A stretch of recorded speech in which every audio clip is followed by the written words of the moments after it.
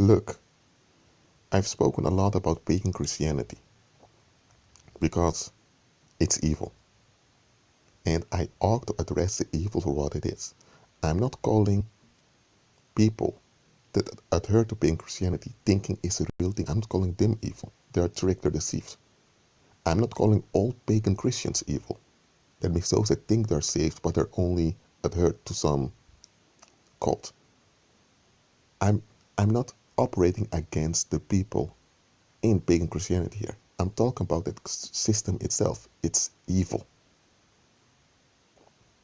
And there's one more thing I need to highlight about pagan Christianity that most don't notice. They really don't notice it.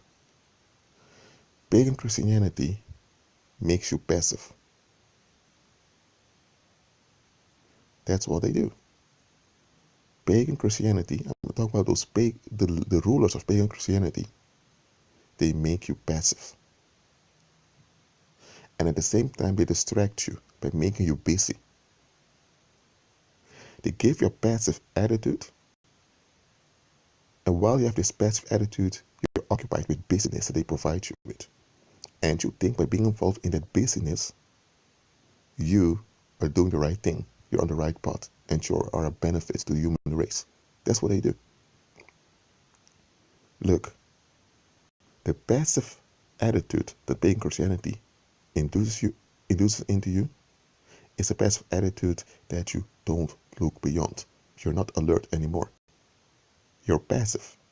Because the only thing you're doing is you have your daily activities, which are filled with busyness that pagan Christianity has given to you. And because you're so involved in this busyness, you get a sense of validation when others approve of your activity. So really, you don't look beyond. You're in a passive-aggressive state. Aggressive because you're so busy. You're so into self-effort, but you're in a passive attitude. Because the only thing you're in is that loop of doing whatever you need to do. So it's really a distraction that exhausts you. That's what pagan Christianity does to you. So pagan Christianity is passive-aggressive.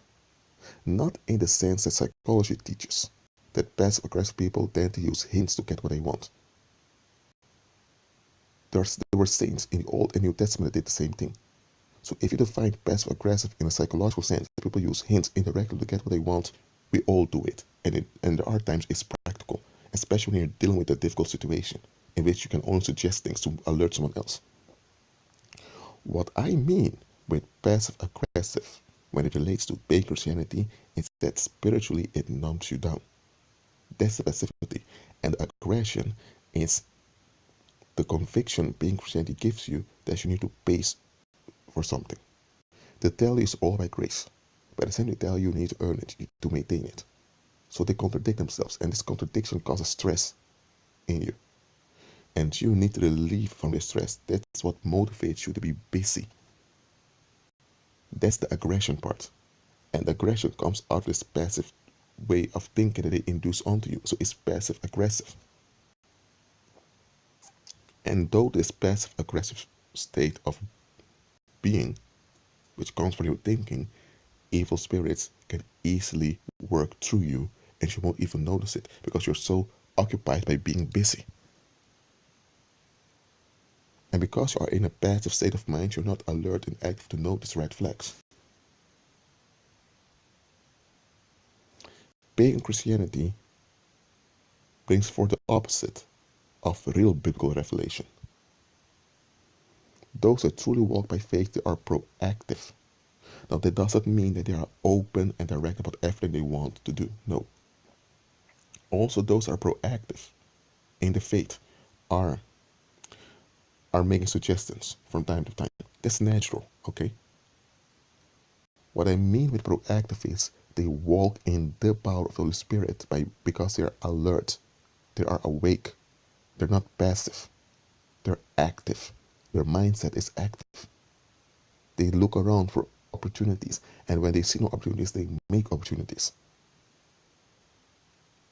Pagan Christianity, contrary to this, makes you passive, but make you dependent on the approval of the rulers of pagan Christianity.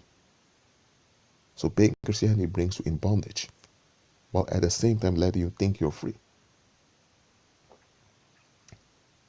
That's what pagan Christianity does.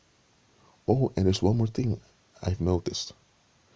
Many of those relief-seeking places, I call them relief-seeking places now, because a lot of people go there to find relief. Not that those places in themselves are evil or wrong, but people go there to find relief.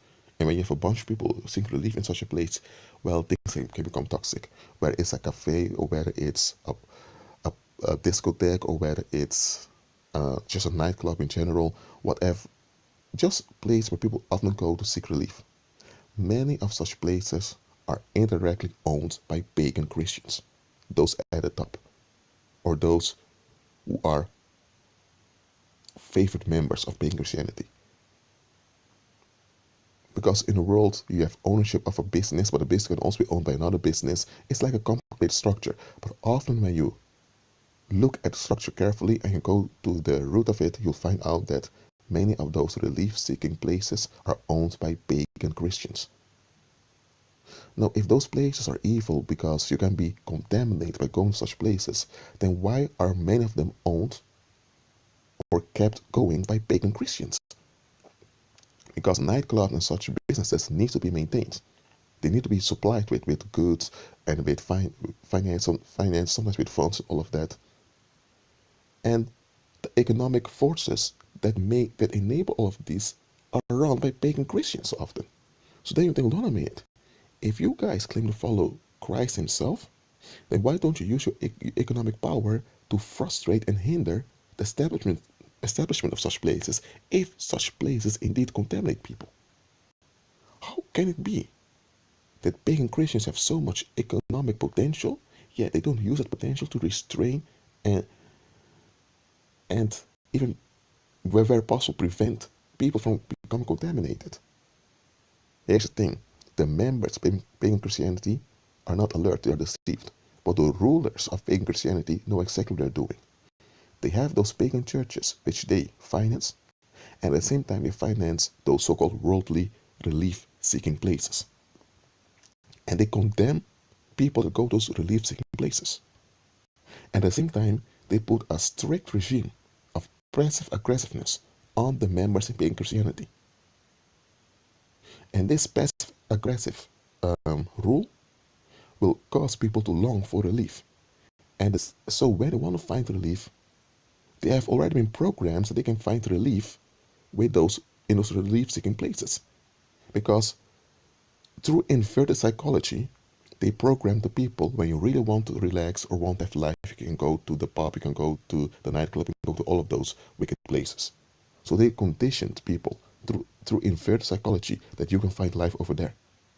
But you need to suffer here in under pagan Christianity to have real life.